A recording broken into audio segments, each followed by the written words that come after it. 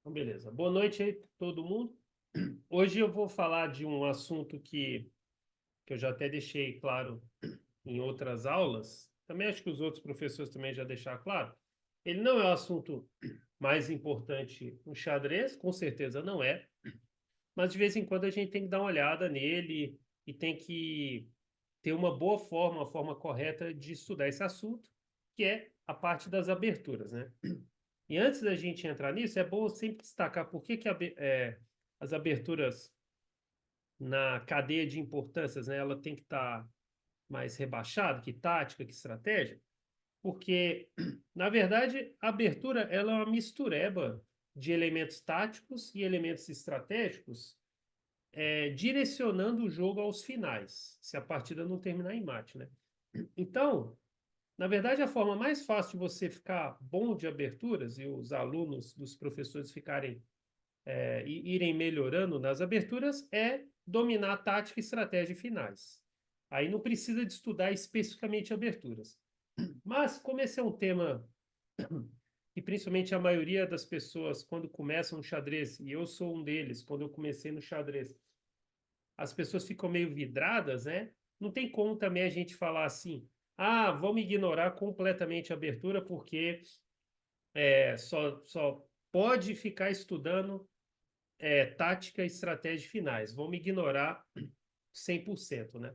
Não dá para ignorar 100%. Eu mesmo, quando eu comecei no xadrez, na época, no xadrez escolar, não tinha como, por mais que meu professor falasse, estuda tática, estuda estratégia, estuda finais, eu sempre dava uma folhadinha de aberturas, não tinha jeito assim. É, claro que com o tempo eu fui estudando mais, né, estratégia, tática e finais, e até mesmo os estudos de aberturas eu fui conseguindo absorver melhor, né? Mas claro que no início aí eu achava que o jeito de aprender aberturas era só estudando aberturas, quando na verdade não é, entendeu? Mas aqui eu vou mostrar. Hoje eu fiz até um roteiro aqui para mim, eu vou ter que olhar às vezes aqui do lado, ok? Eu vou mostrar duas formas de estudar aberturas, como que eu tanto aprendi assim a dar aula, que eu comecei a dar aula em 2010, né? A forma que eu usei para dar aula, assim, que eu comecei a dar as minhas primeiras aulas mesmo cobrando, né? Que eu tinha até alguns alunos da família e tal que eu não cobrava, né? Então nem conto essa parte. Quando eu comecei realmente a entrar no mundo de como professor de xadrez foi lá mais ou menos em 2010, 2009, né? E aí eu tive que dominar as ferramentas de ensino. Na época, se não me engano, não tinha o Lichess, nem estava perto de existir o Lichess, então eu usava algumas outras ferramentas equivalentes, aliás, até bem mais limitadas. O Lichess, hoje, ele é infinitamente melhor, o chess.com também, das ferramentas que a gente tinha disponível na época, né? E também até fazendo uma relação na época que eu era do xadrez escolar, né, lá quando eu tinha meus 13, 14, 15 anos, nem tinha essas ferramentas, nem próximo, entendeu? Era basicamente só livro. O ChessBase já tinha, mas era um programa de difícil acesso, assim, pelo menos para as condições assim da maioria das pessoas no Brasil, né? Hoje em dia é mais acessível e e também as ferramentas online, elas eram muito primitivas. Então, era basicamente livro, você dá sorte de ter um professor na sua cidade e que ele ensinasse o xadrez corretamente, né?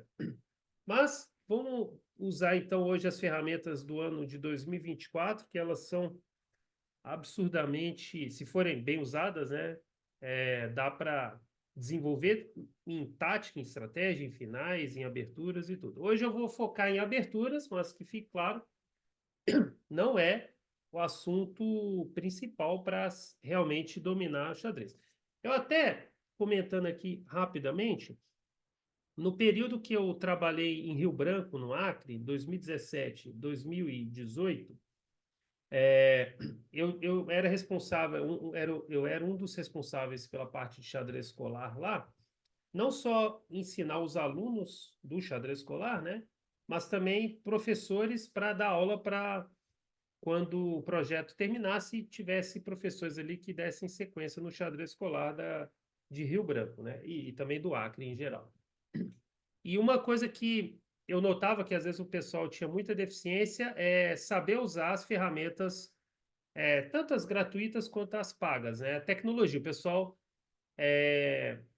assim, às vezes até tinha os programas, até conseguia acessar o Lichess, mas não usava do jeito certo, né? Então eu tive que trabalhar isso aí bastante com o pessoal, e aí o pessoal acabou aquela história, né? Eu ensinei, eu foquei mais em ensinar o pessoal a pescar do que só entregar o peixe, entendeu? Eu acho que isso é bem importante.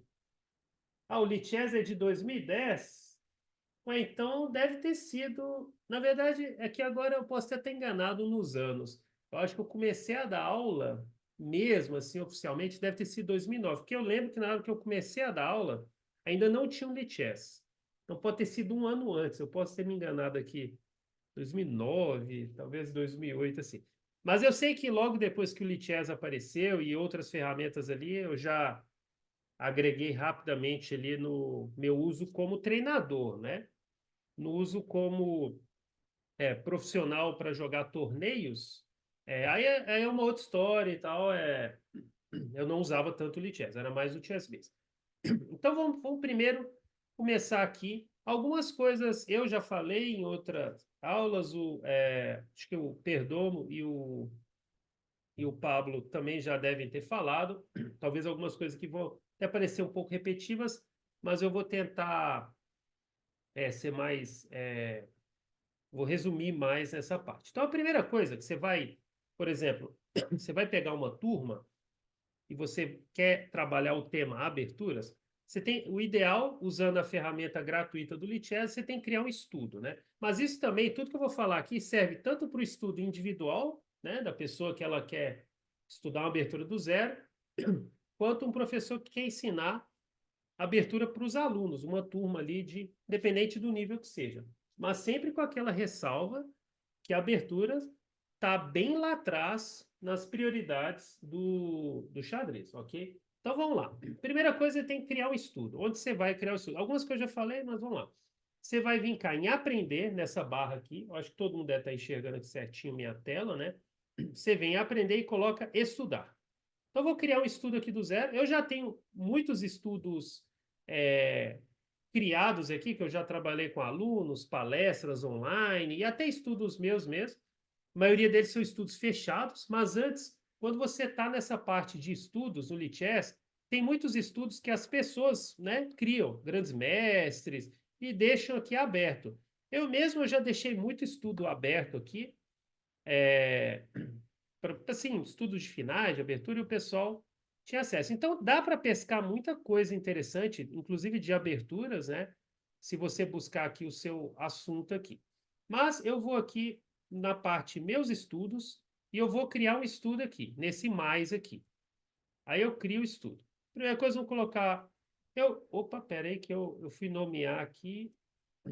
Acabou. Deixa eu fazer de novo aqui, ó. É porque eu acho que eu cliquei errado aqui. Estudar, meus estudos e mais. Aí eu vou colocar um nome aqui.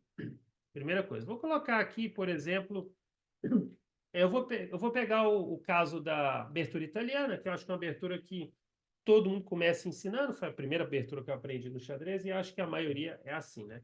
Vamos lá, abertura italiana. Aí eu vou dar aqui o passo a passo que pode ser feito com alunos, mas tudo isso serve também para o estudo individual. Então, abertura italiana, vamos colocar aqui Polino, pronto. Aí você pode sempre escolher público ou privado. Aí você fica ao critério de cada um. Se você quiser ter seus estudos todos fechados e tal, que ninguém tem acesso, só você e sua turma, ok? Eu vou deixar aqui público mesmo. Isso aqui é só um exemplo. Também essas coisas aqui do chat, isso aqui nem é tão importante que o pessoal pode falar durante o estudo, pode até modificar, né? Também essa questão de análise de computador, isso aqui tudo eu vou deixar disponível, isso aqui é só um exemplo. Deixa eu ver, só a sincronização, acho que tá bom. Pronto, aí você coloca iniciar. Beleza, aí o capítulo 1 você pode colocar um nome aqui, eu vou colocar capítulo 1 mesmo. Nesses estudos você já pode carregar PGN, por exemplo, se você já tem algum PGN que você quer linkar ali no estudo, mas eu vou fazer aqui do zero mesmo, porque eu quero mostrar como que você pode trabalhar e ensinar os alunos a trabalhar essa parte de abertura. Então você coloca aqui criar capítulo, pronto. Primeira coisa que a gente tem que deixar claro é se o estudo vai ser mais focado para as brancas ou para as pretas. Nesse caso aqui, vai ser um estudo mais focado para as brancas. Mas é claro que sempre quando você estuda uma abertura de brancas, o jogador de pretas acaba também aprendendo. Por exemplo, quando eu vejo no YouTube uma análise de algum grande mestre, por exemplo, a minha abertura favorita, acho que todo mundo sabe, a tela está pequena? Espera aí, como assim a tela está pequena? Tá não? Acho que então tem que mexer aí para ver aí se a tela está pequena. Tenta ampliar aí, deve ter alguma forma de ampliar aí. Se não estiver enxergando certinho a tela, principalmente aqui o tabuleiro e a parte direita do tabuleiro, me avisa aí. Mas teoricamente não é para estar pequena, não. Tenta mexer aí nas opções. Mas então, igual eu estava falando aqui, por exemplo, quando eu vejo um vídeo no YouTube, assim, sei lá, do Nakamura, ele ensinando a derrotar a minha amada defesa Caro-Kann. Eu vou ver esse vídeo, porque mesmo que ele vai ser do ponto de vista das brancas, derrotando a minha defesa Caro-Kann, pode ser que no meio das análises ele dê alguma sacada, tipo assim, me ensinando para jogar de pretas contra aquela variante que ele está explicando. Às vezes ele vai dar a melhor solução para as pretas. E geralmente esses vídeos, esses materiais que falam assim, refutando a abertura X, refutando a abertura Y, quase sempre é só um título chamativo para atrair a galera. Porque refutação de abertura clássica até hoje não existe nenhuma, assim, a não ser uma variante ou outra, né? Aí é só mudar aquela variante. Aberturas clássicas são aquelas que elas sempre vão ocupar o centro, vão desenvolver as peças rapidamente. Não são aberturas que vai ficar quebrando o conceito, né? Que roca sem demorar muito. Então, aqui vai ser um exemplo mais focado das brancas, mas é claro que eu vou mostrar aqui como que também o jogador das pretas pode aprender e também as ferramentas de suporte, né? Eu vou começar aqui pelo Lichess, se tudo der certo também mostrar um pouco ali do Chessbase, né? E de como você pode misturar as ferramentas, né? Chessbase, ele é pago, o Lichess, ele é gratuito e você pode misturar. Tem uma terceira ferramenta que também pode ser utilizada, é o chess.com. Não vou mostrar ela, porque acho que o Lichess já faz todo o serviço que o chess.com faria e ele é 100% gratuito. O chess.com ele é parcialmente gratuito. Tem algumas coisas ali que você só consegue desbloquear se você for diamante ou coisas do tipo, né? Então, primeira coisa, quando a gente vai trabalhar uma abertura com alunos ou para nós mesmos, é saber qual estilo de abertura que vai ser ensinado, né? A italiana, vamos colocar aqui uma posição chave da italiana. É uma abertura que ela sai facilmente com as peças, então não quebra nenhum princípio do jogo, domina o centro e deixa o rock disponível. Por isso que é uma abertura que eu acho que quase todo professor de xadrez escolar ele tende a ensinar, né? Claro que também nas aberturas abertas, o E4, E5, o jogo das pretas também ele tende a ser livre, ele não está fechado, né? E principalmente se o jogador das pretas ele souber o que ele está fazendo, ele consegue muitas vezes equilibrar o jogo. Aí a primeira coisa, para um professor que às vezes não está muito experiente nesse conhecimento de aberturas, ainda está, vamos dizer assim, nas primeiras aulas de xadrez escolar, é saber que tem que acionar esse book aqui, ó. Por que que a gente aciona? Peraí, pronto. Esse book aqui. Aqui do lado é só você clicar no livrinho aqui e você aciona a Master Database. Ignora essas outras aqui, porque não vai ser utilizado agora. Por que que a gente tem que acionar isso? Para você já ter uma referência de jogadas aqui. Se eu já falei até em outra aula, uma das primeiras aulas, mostrando brevemente ali a ferramenta do Lichess, mas agora eu vou tentar dar uma aprofundada nisso aqui. Então, a primeira coisa é entender os princípios básicos, por exemplo, aqui no caso da abertura italiana, né? Toda abertura ela vai ter uma ideia-chave. Por exemplo, a italiana, a ideia número 1 é pressionar o ponto F7, deixar o roque liberado e um dia jogar o lance D4. Ah, como é que eu sei isso? É através dos livros, exemplos de partidas, né? E também uma prática regular. Aí também já fica a primeira dica. Não tem como a pessoa aprender ou ensinar a abertura se ela ficar só em teoria. Ela tem que praticar. A abertura precisa muito de prática. Então, uma coisa que, por exemplo, né, principalmente na minha principal experiência com xadrez escolar, que foi no Acre, né, em 2017 e 2018, sempre quando a gente trabalhava o tema aberturas, e como eu disse, eu não trabalhava esse assunto com muita frequência, pelos motivos que eu expliquei anteriormente, mas quando eu trabalhava, eu sempre fazia questão de apresentar a teoria, pelo menos uma teoria breve, de acordo com o nível da turma, e depois eu fazia um torneio entre os alunos. E aí a gente tentava registrar essas partidas, o pessoal às vezes filmava a própria partida, a gente tentava fazer alguns registros ali, para depois estudar essas partidas, pelo menos aqueles jogadores ali que se destacaram mais, para poder corrigir os erros. E como eram torneios amistosos, né? Eu e às vezes algum outro professor que estava junto, sempre tinha alguém acompanhando nessas aulas, a gente ficava em cima também olhando as partidas e dando pequenas dicas.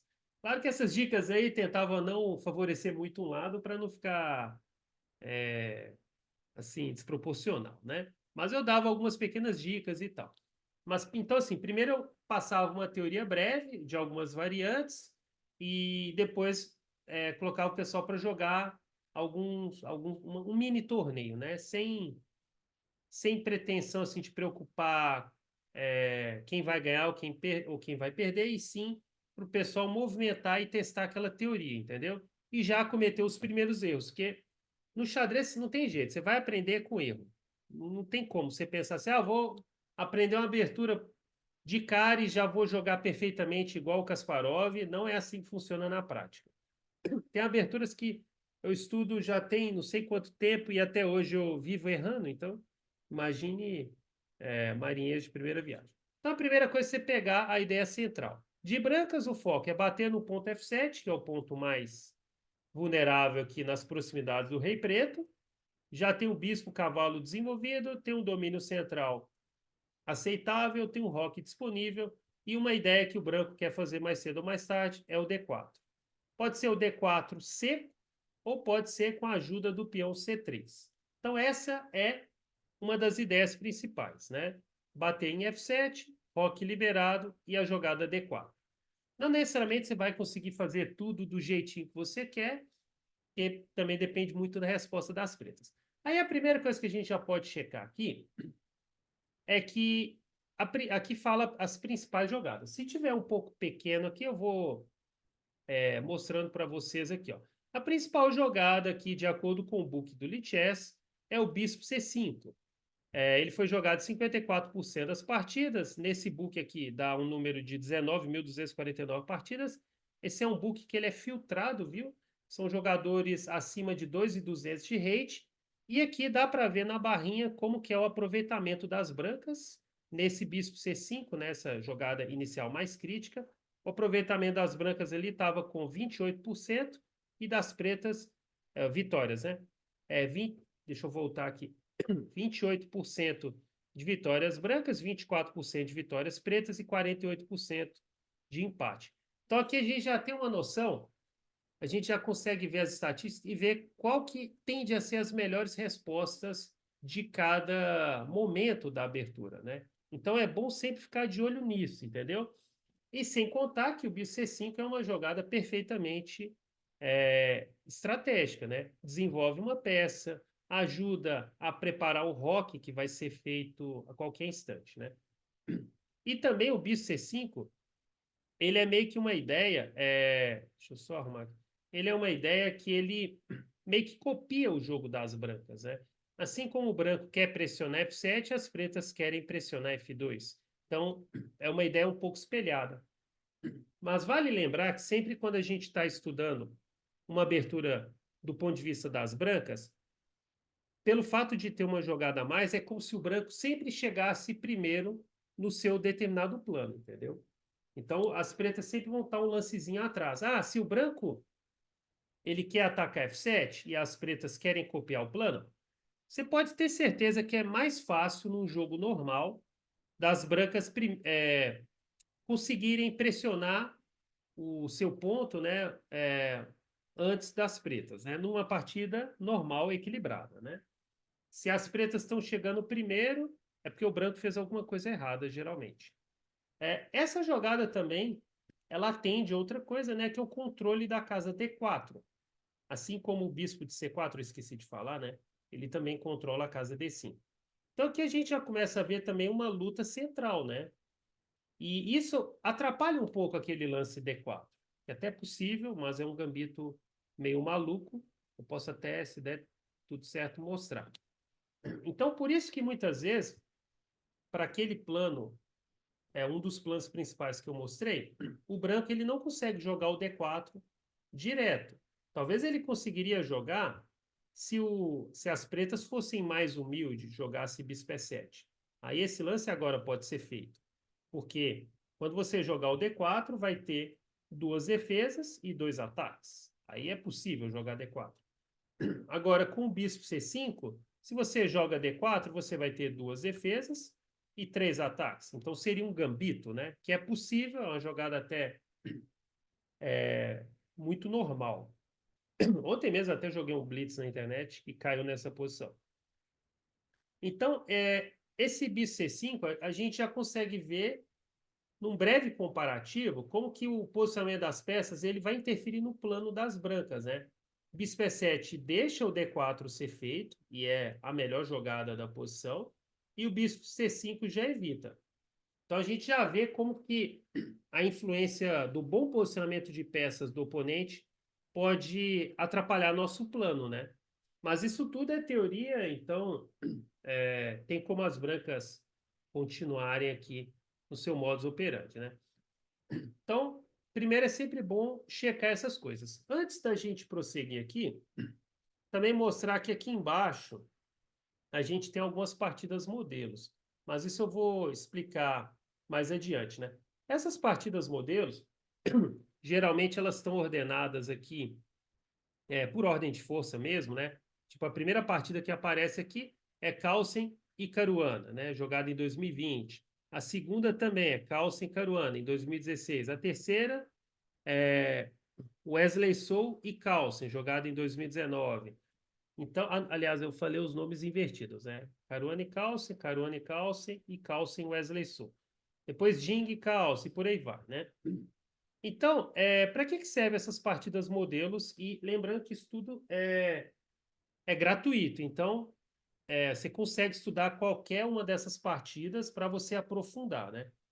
Então, não é bom só ficar vendo essas estatísticas, que até mesmo elas são, vamos dizer assim, elas só mostram o aproveitamento de brancas e pretas, quantidade de empates. Você vai ver esses planos tomarem forma nas partidas modelos, né? Mas em qual momento que eu vou clicar na partida modelo? Acho que ainda não é o momento, é bom você dar uma olhadinha um pouco mais na teoria, né? Então, por exemplo, faz de conta que eu estou ali numa aula para um xadrez escolar, explicando lá para 20 alunos, por exemplo. Aí eu estou nessa posição, vou explicar. Ó. Lance principal dessa posição, lance C3. Aí a primeira dúvida que alguém pode pensar assim, mas essa casa aqui não ocupa a jogada natural do cavalo? Sim, mas esse cavalo ele tem outras possibilidades. E esse lance ele é interessante que ele prepara o D4, que é uma das ideias chaves da italiana, entendeu? Que é você fazer o D4. Porque já que você não consegue jogar o D4 por um modo natural agora, senão você vai estar entregando o peão, e que fique claro, isso é possível, por incrível que pareça, né? É, mas aqui é uma situação um pouco mais complexa, porque você já está entregando material. Tem até um ataque maluco aqui, deixa eu mostrar aqui rapidamente. Eu joguei isso até esses dias, foi ontem, né? É uma posição toda teórica. Eu acho sempre engraçada essa teoria. O branco sacrifica uma peça, depois recupera. Eu joguei D5 e tal, e por aí vai, né? Isso aqui tem teoria. É uma linha bem interessante aí. Mas Eu não vou entrar muito nessa linha maluca, porque vou tentar aqui ficar mais no beabá, porque primeiro você tem que dominar o beabá, depois você vai para essas linhas mais malucas, entendeu? No Lichess aqui também dá para tirar essas setas aí. Deixa eu tirar essas setas aqui, acho que é aqui, se não me engano. É aqui também, pronto. Pode tirar essas setas que às vezes atrapalham, né? E então, assim, aqui, por exemplo, o branco, ele vai ter jogadas lógicas como C3 para reforçar o domínio central. Praticamente todas as aberturas boas do xadrez, você vai focar em desenvolver suas peças rapidamente e dominar o centro e exercer essa luta central sem esquecer de deixar o roque disponível, principalmente de brancas, porque a gente consegue fazer isso mais rápido. Então, por exemplo, quais são as jogadas lógicas aqui que dá para os alunos trabalharem? C3 para lutar, C3 para lutar pelo centro, roque para deixar o rei protegido, e dá para fazer jogadas mais humildes aqui, como D3, que defende o peão central antecipadamente, libera o bispo, deixa o jogo um pouco mais lento e também é super jogável. Tem jogadas mais ousadas aqui, como o famoso Gambito Evans. Essa é uma jogada, vamos dizer assim, para aqueles alunos e jogadores que gostam de fogos de artifício. Esse é um gambito interessante, que a ideia é entregar um peão lateral, que teoricamente não vai fazer tanta falta no nosso jogo. Se fosse um peão central, tende a fazer. Um peão lateral não vai fazer. Os peões da coluna A e B no, pelo menos no curto prazo, não faz diferença. Aí, geralmente, as pretas aceitam, e aí a gente joga o C3 com ganho de tempo. E aí tem toda uma teoria antiga aqui. Eu não vou entrar muito no mérito desse Gambito Evans agora, mas fica a dica aí que o Kasparov, ele é um especialista nessa posição de brancas aí. Inclusive, se vocês pesquisarem aqui partidas modelos, aqui embaixo, ó, aparece aqui até jogo do Kasparov, entendeu? Então, e de outros jogadores, evidentemente, né? Mas, na verdade, isso aqui é Kasparov tá de pretas aqui, né? Então, a partida Kasparov e Anand foi essa posição aqui, ó. Kasparov e Anand, 1995. Uma das partidas mais incríveis no Gambito Evans aí. Aí, já até aproveitar aqui, até mesmo já para mostrar um pouco como que pode ir trabalhando é, essa ferramenta de criar o estudo, né? Por exemplo, você ficou curioso nessa partida Kasparov e Anand. Você clica aqui, aí você clica com o botão direito mesmo e coloca View. Aí vai abrir uma nova aba. Nessa, eu não gosto de misturar as abas para também, ou inserir já de cara, para não virar muita bagunça. Aí você vai ver essa partida, né? Você estuda ela.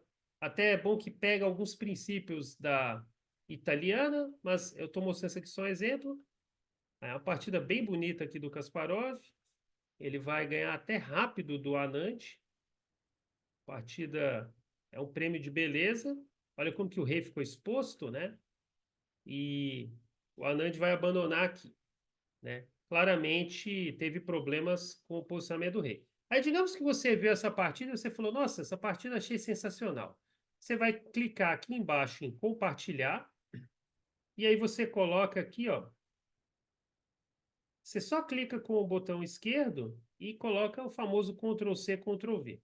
Aí você fala, ah, tá, e onde que eu vou jogar essa partida? Você vai lá na aba do estudo, coloca adicionar novo capítulo, aí em vez de ser capítulo 2, você vai colocar aqui PGN e dá Ctrl+V. Aí você coloca criar capítulo. Pronto, a partida está anexada ali no teu estudo.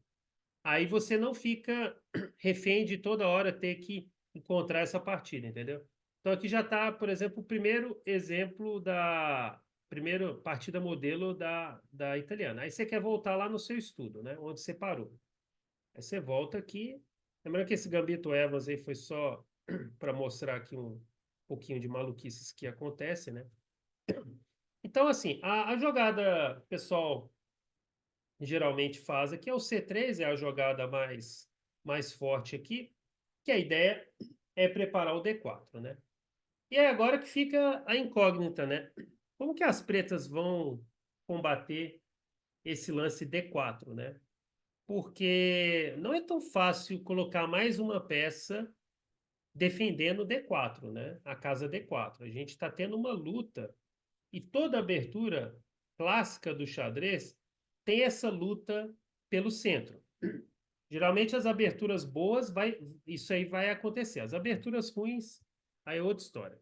Por exemplo, a gente tem até jogadores das antigas que tentavam evitar esse D4 na marra com o Dama F6. Só que o Dama F6 ele tem um problema que você está quebrando princípios do jogo.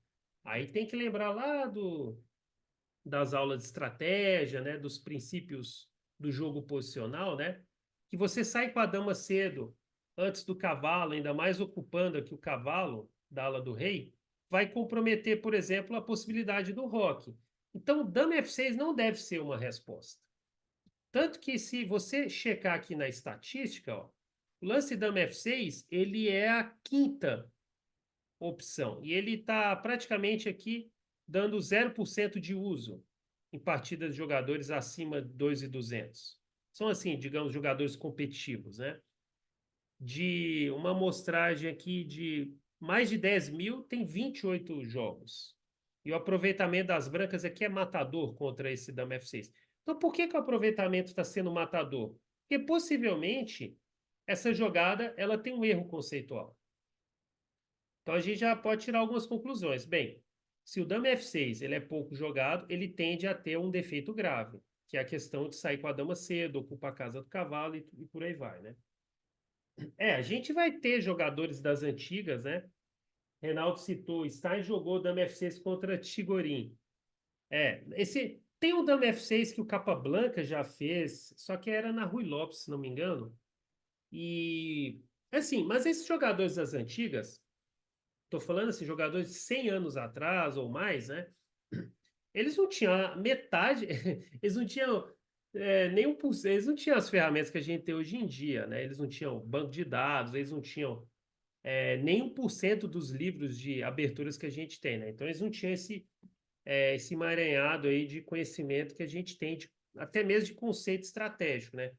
Então, até mesmo você pegar o Capablanca, eu acho que a gente pode dar uma carta branca para ele cometer esse tipo de erro, né? Que na época ainda não sabiam explorar, né? A Capablanca ele era fantástico nos finais, mas pecava um pouco na parte de abertura se a gente comparar com os tempos atuais, o que é até covardia, né? Então então Dama F6 não vai ser a solução aqui, mesmo que você vai encontrar exemplos exemplos até de jogadores fortes historicamente, entendeu? Mas dos jogadores dos tempos atuais, você não vai ver essa jogada, porque ela quebra princípio do jogo. Então, como combater esse lance, que é um lance que, se ele chegar de maneira onde as pretas não estejam devidamente preparadas, as pretas vão ter problemas. Então, qual que é o lance mais forte aqui? Cavalo F6. Por que esse é o lance mais forte? Primeiro, ele está desenvolvendo a peça, está liberando o roque e está pressionando E4. Aí já já eu vou mostrar o que acontece se o branco joga D4, que é uma jogada possível. Primeiro vamos ver se as pretas não respondem adequadamente o D4. Por exemplo, elas jogam o lance D6 aqui, que é um lance até aceitável. O que eu vou fazer? Eu vou jogar D4, fazer o que a gente chama de centro ideal, e tem todo o suporte do mundo. O peão tem 3 defesas contra 3 atacantes. Então, quando o número de ataques é igual ao de defesa, o lance pode ser feito. Aí nessa posição, geralmente o pessoal captura aqui, você captura de peão, fazendo o centro ideal. Então, olha como que o jogo das brancas está evoluindo, né? E nessa posição, que é uma posição no xadrez atual, né? É uma posição já bem rara, né? Tem uma amostragem de 86 partidas apenas. Só para você ter ideia, geralmente no lance 4 a gente está por volta de 10 mil partidas numa abertura regular, né? Então, 86 partidas, aqui as pretas jogaram 76 vezes esse lance. E aqui, só para fechar essa variante, porque também não adianta aprofundar absurdamente, né? Ficar vendo milhões de variantes com alunos, principalmente se forem alunos escolar. quanto mais lance se aprofundar, mais complexo vai ficar o estudo. E principalmente se for um xadrez escolar, geralmente estão aprendendo os princípios, você às vezes vai querer pegar muita informação, mas vai ter baixa captação dessas informações, entendeu? A não ser que seja um aluno ou outro ali já mais experiente, né? Então, na abertura, às vezes é bom, em certas variantes, você não avançar muito. Por exemplo, aqui, se eu estivesse ensinando de novo lá no Acre, eu pararia aqui, ó. Por exemplo, o lance principal é H3. E vamos tentar entender rapidamente esse H3 só para fechar essa variante que não é a melhor resposta das pretas. Bem, esse H3 só tem uma lógica fácil de perceber. Controlar a casa G4, automaticamente limitando o bispo. Por que é tão importante, nesse caso, limitar o bispo? Porque você vai proteger o teu cavalo, que é o principal defensor do peão de D4. Então, você está fazendo uma jogada profilática, entendeu? E aí você pode pegar aqui partidas modelos e tal e ver o que aconteceu. Só que antes da gente passar para a próxima, quando você está numa posição dessa aqui, você passa aqui um pouco abaixo nas partidas modelos, né? E sempre você vai trombar aqui com algum campeão mundial, algum jogador famoso, que ele jogou essa posição ou de brancas ou de pretas. E aqui eu já me deparo com o Kramnik. O Kramnik jogou essa posição de brancas contra Valery Salov em 98.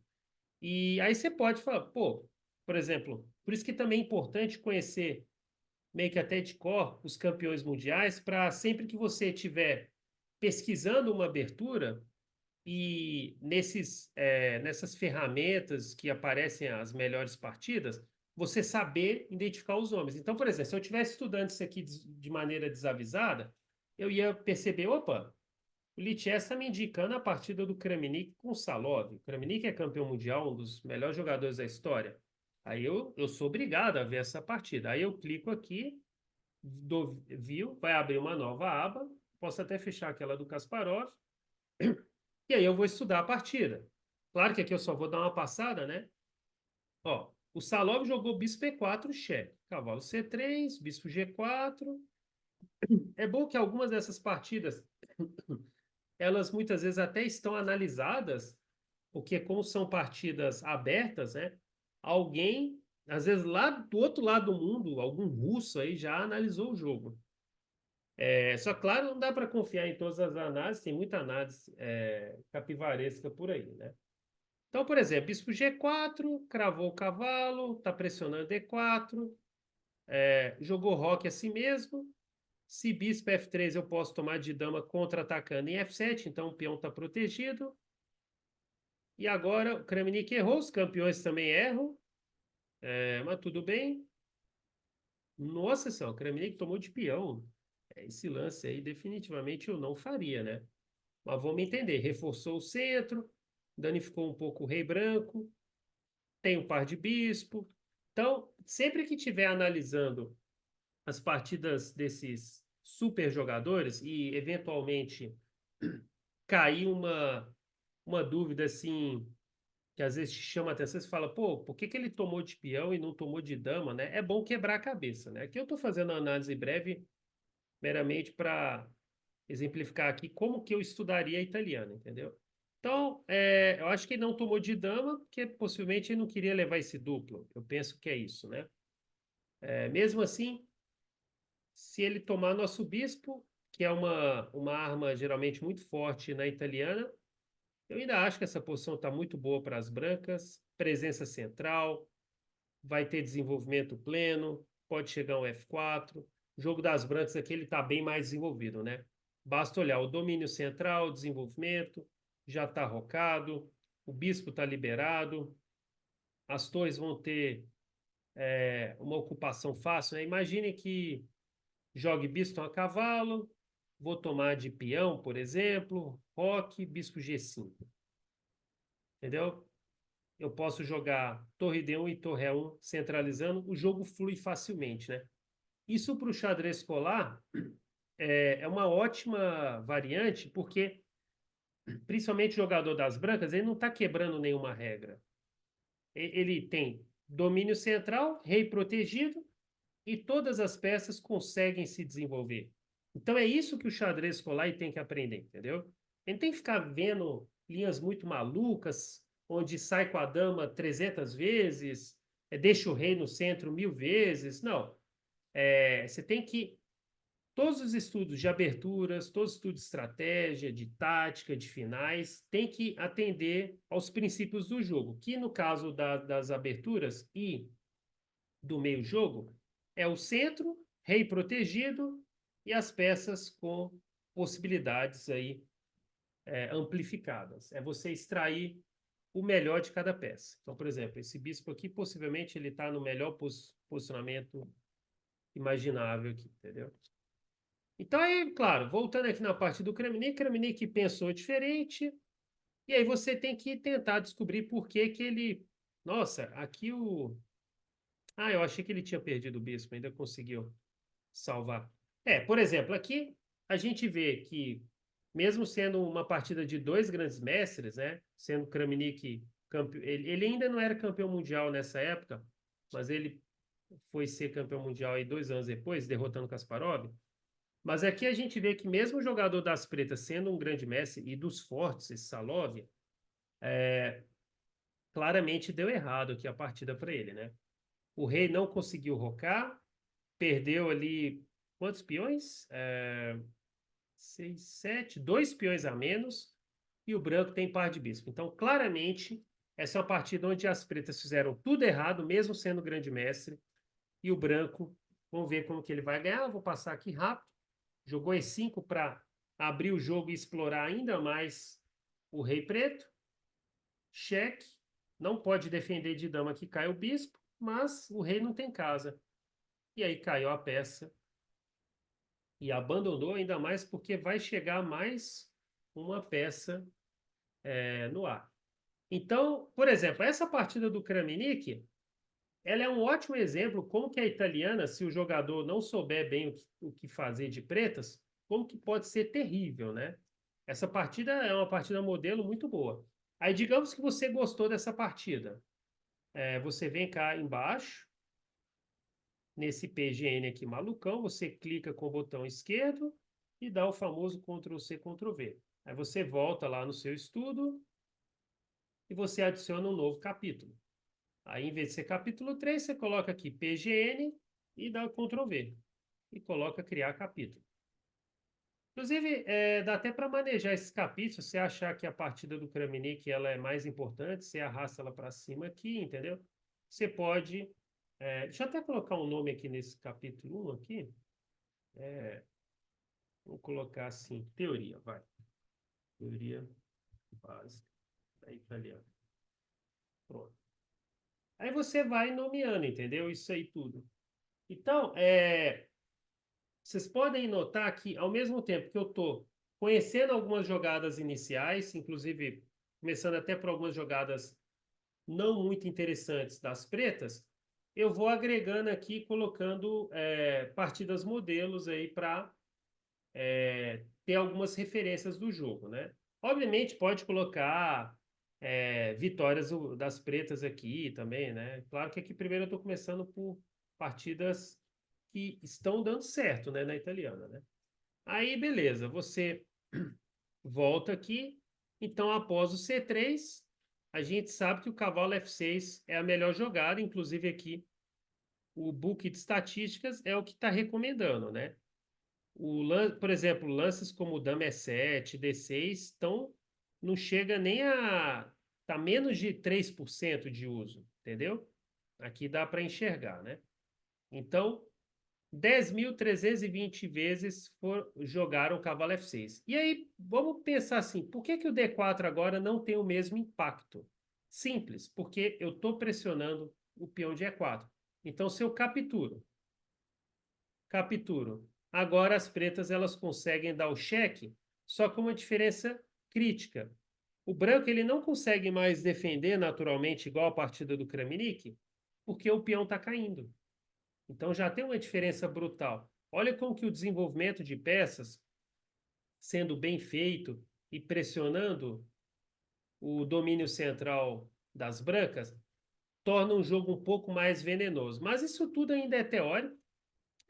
Bispo D2 aqui é a melhor jogada, mas se eu tivesse explicando isso aqui para uma turma, eu não iria nessa variante, que essa é uma variante um pouco complexa. Eu iria explicar aqui, após o D4 e peão por, eu iria explicar uma linha que eu acho formidável, que é o E5, que é um lance interessante. Aqui as coisas começam a ficar um pouco mais complexas, né? Fala, pô, as brancas não tomarem D4 e preferiram avançar, mas qual o objetivo dessa jogada, né? Simples. Afugentar o cavalo, que atacava o peão E4, ganhar um pouco mais de espaço no centro e daqui a pouco sim eu posso tomar em D4. E esse lance aqui, inclusive, é um lance que até jogaram comigo recentemente em campeonatos, eu joguei de pretas, essa posição, né? É o lance mais forte. E aqui, por exemplo, se o jogador das pretas ele já não sabe a teoria, não domina os conceitos, ele já pode ficar perdido bem rápido. Por exemplo, o lance principal aqui é o lance intermediário D5. Então já tem um certo duelo tático aqui, né? Se tomar o cavalo das pretas, toma o cavalo das brancas. As aberturas, principalmente as aberturas mais fortes e mais dinâmicas, como a italiana, esses embates de tática, eles já podem acontecer bem rápido. Então, o jogador que estiver melhor preparado, ele vai ter que dominar essas táticas. O que que acontece se tomar o cavalo e depois tomar o bispo? Ou se eu tirar o cavalo, por onde que ele vai tirar o bispo? Então, jogador de brancas e de pretas tem que conhecer bem. Mas, por exemplo, qual que seria uma jogada aqui bem desavisada? Deixa eu só promover aqui a variante. Se eu não conhecer de pretas esse lance, que já não é um lance tão fácil de fazer, porque o instinto natural de todo mundo que está começando é tirar o cavalo que está atacado, né? Então, por exemplo, se jogar um lance como cavalo E4 ou cavalo G4, agora tem um problema posicional, esse cavalo está preso. Eu jogo esse lance. E aqui o cavalo não tem uma casa muito boa, né?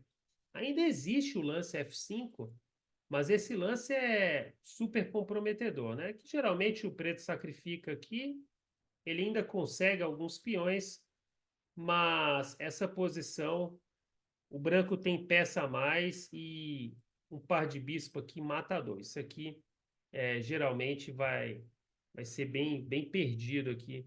Inclusive aqui, deixa eu até conferir, o pessoal tá jogando. Essa posição aqui ela é rara, viu? Nos jogadores acima de 2.200. Mas ela é perdedora, viu?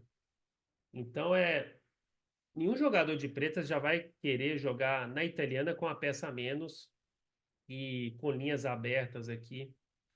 Então, por exemplo, essa posição que está na tela, se alguém tiver dúvida, dá para fazer um torneio entre os alunos, né? Joga essa posição de brancas e faz lá o torneio.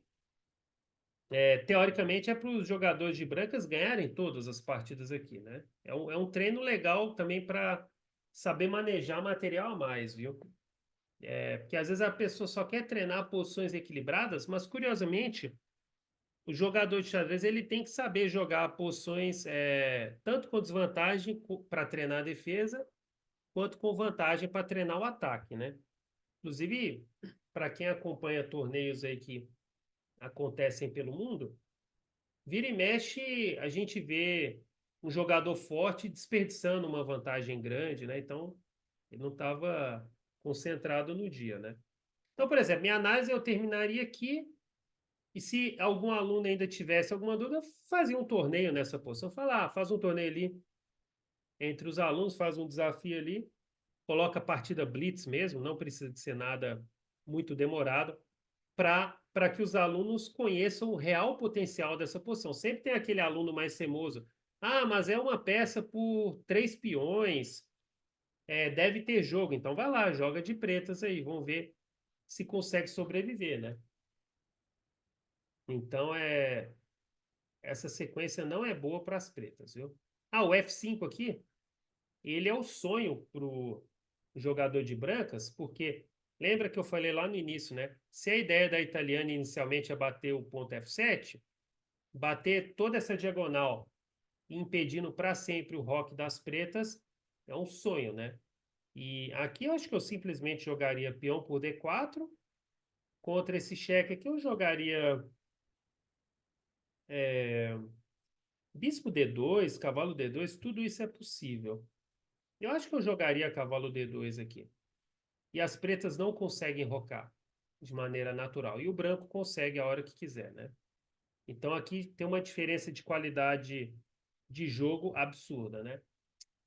Então essa posição aqui eu acho que já é matadora. Não tem nenhum exemplo aqui de partida modelo de grandes jogadores, a não ser jogadores desconhecidos. Então eu não adicionaria essa partida no estudo, entendeu? Não acho que é relevante. Então voltando aqui, deixa eu até ver quem que foi o jogador mais forte que fez esse cavalo E4. A gente tem a Kostenilk, que é uma jogadora russa fortíssima. Ela já jogou isso aqui. E ela não perdeu, que loucura. Poderia, de curiosidade, ver essa partida, mas como é uma partida, é uma variante muito ruim, eu acho que eu não perderia tempo agregando ela aqui no estudo, entendeu? Eu iria focar aqui no melhor lance das pretas, que é o lance D5.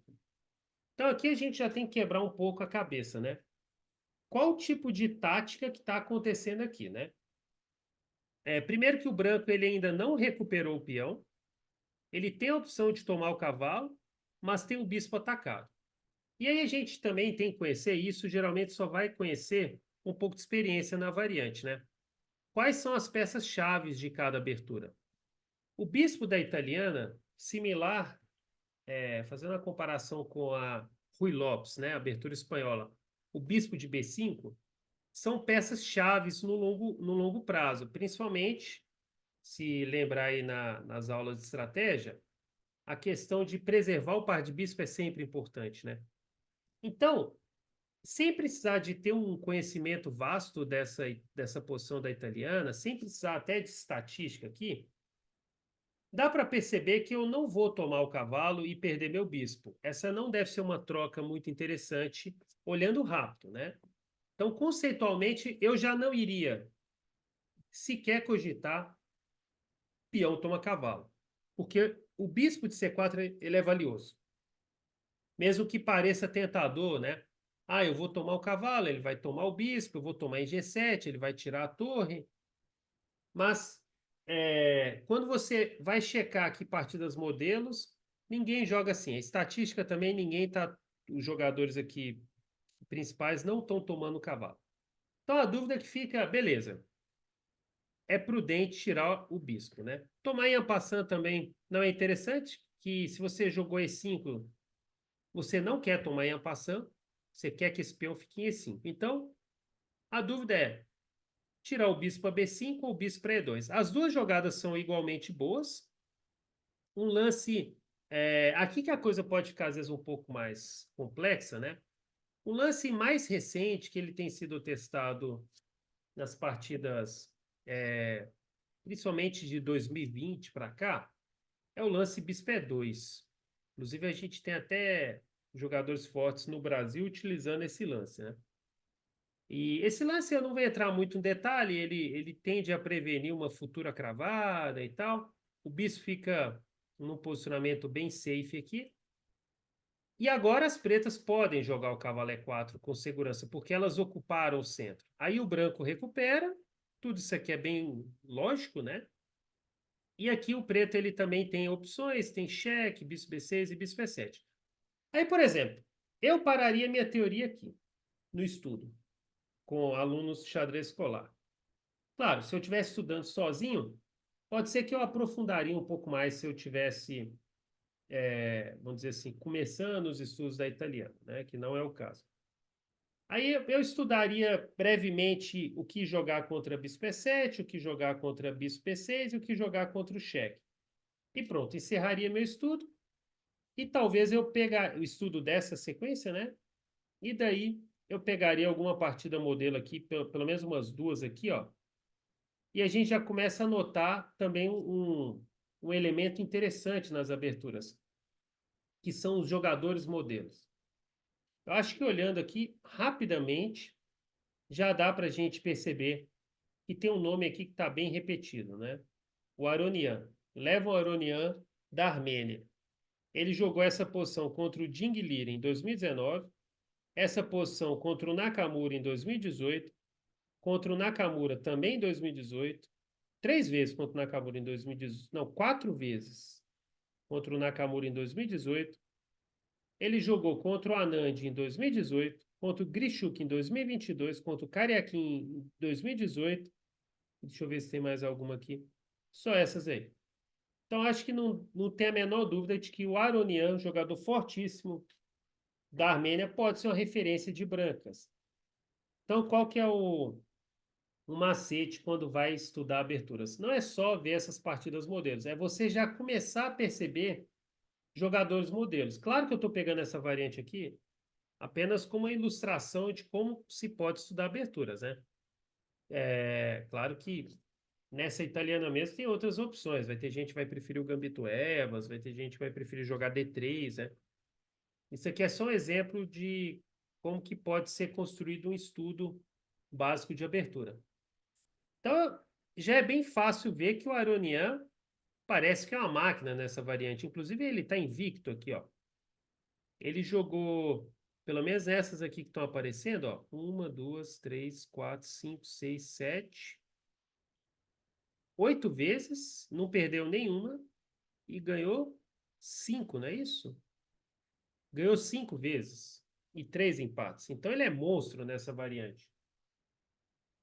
É, então, acho que mesmo não sabendo, às vezes, nada dessa posição, dá para já anotar. Opa, Aronian é uma referência nessa linha.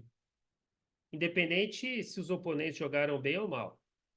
Mas, igual eu falei, eu pararia o estudo aqui, deixaria anotado para os alunos, ó, quem for mais curioso, quem souber manejar melhor essas ferramentas de estudo, vai atrás das partidas do Aronian, para ficar ainda mais especialista. E você não vai ver só uma partida. Então, por exemplo, se eu quisesse realmente dominar essa posição, eu iria estudar essas oito partidas do Aronian. E até aquelas melhores eu iria adicionar. Então, por exemplo, vou abrir a primeira aqui só como um exemplo. Eu abro ela, vou lá, estudo a partida, tento tirar as minhas conclusões.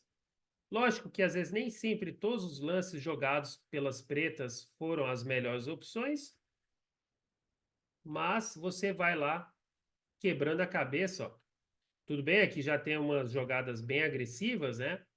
Então já dá para entender, opa, peraí, essa variante ela vai com tudo na ala do rei, né? Tudo bem que você sempre tem que lembrar que você também tem um rei, né? Então, por exemplo, estuda essa posição, tente tirar suas conclusões. Aqui, por exemplo, é uma posição bem tática, né? Por que que ele não deu duplas por causa desse, né? E aí, caiu uma peça ou é impressão minha? Perdeu uma peça? O Ding Liren, campeão mundial. Nessa época ele ainda não era campeão mundial. E aí, claro, vai quebrando a cabeça nessas táticas aí, entendeu? Nossa, por que que a posição deu tão errado ali para as pretas? Aí vai quebrando a cabeça, né? Aí você estudou uma partida dessa, digamos que você gostou da partida, você vai lá, Ctrl C, Ctrl V aqui no PGN, adiciona um novo capítulo e pronto. Tá lá uma partidinha da Urania. E claro, se quiser, adiciona as outras, né? Eu tô só mostrando aqui, ó. Você coloca a do Urania aqui em primeiro lugar, por exemplo, já que ele pode ser um especialista tremendo na italiana, né? Então, aí já vai anotando. Agora, eu vou dar um pause aqui no Lichess, mas eu não vou fechar aqui. E eu vou mostrar uma outra ferramenta, só que essa já é uma ferramenta que ela é paga, né? Porque ela depende do Chessbase, e que você pode agregar ainda mais esse tipo de estudo de aberturas. Então, por exemplo, eu estou aqui já com o Chessbase aberto. Ah, pera aí que cada Ctrl+C, Ctrl+V que eu dei, abriu uma partida aqui no o Chessbase tem essa... Pera aí, que ele tá... Por que não tá fechando aqui? Ué, que loucura. É porque tem algum lugar que ele tá pedindo para eu fechar aqui a janela. Peraí. Um segundo. Deixa eu tentar fechar essas. Eu deixo minimizado aqui, não vai fazer diferença também. Porque eu não estou conseguindo fechar aqui. Vou só minimizar aqui. Mas por exemplo, eu venho cá na Mega Data. Ah, porque estava abrindo aqui. Tá, deixa eu fechar aqui rapidinho. Fechar essa e essa partida. Porque quando você dá o Ctrl+C, Ctrl+V, ele já carrega para o ChessBase também. ChessBase tem essas coisas automáticas. Então, eu estou aqui no ChessBase. Eu abri a Mega Database e eu acho que o Pablito deve ter comentado, acho que na última aula, sobre um pouco do ChessBase, um pouco de como usar a Mega Database. Essa é uma ferramenta um pouco mais complicadinha do que o Lichess ali, igual eu mostrei aqui. O Lichess, com essa busca por exemplo, você está na posição aqui, né? Essa busca de partidas modelos aqui embaixo, eu acho ela bem mais fácil, né? E é gratuito, você pode. E, inclusive, essas ferramentas do Lichess, elas vão melhorando cada ano que passa, entendeu? O banco de dados ele é bem atualizado. Mas para quem quiser, às vezes, um estudo mais profissional ainda, né? O ChessBase, ele é a principal ferramenta de estudo do enxadrista no mundo todo, assim. E a ferramenta Mega Database, ela pode ajudar bastante no estudo de aberturas. Só que ela não é uma ferramenta tão fácil de mexer. Tanto que aqui eu vou tentar até ser um pouco breve, porque eu penso que, principalmente para o xadrez escolar, eu acho talvez mais fácil e mais acessível a todos o saber usar o Lichess, entendeu?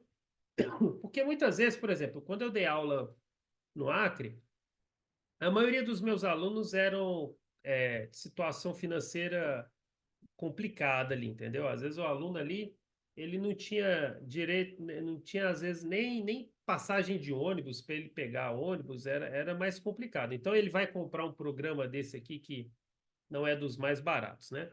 Então por isso que às vezes eu focava no Lichess mais vezes, porque é uma ferramenta gratuita, basta ter o celular, o acesso à internet, está tudo certo.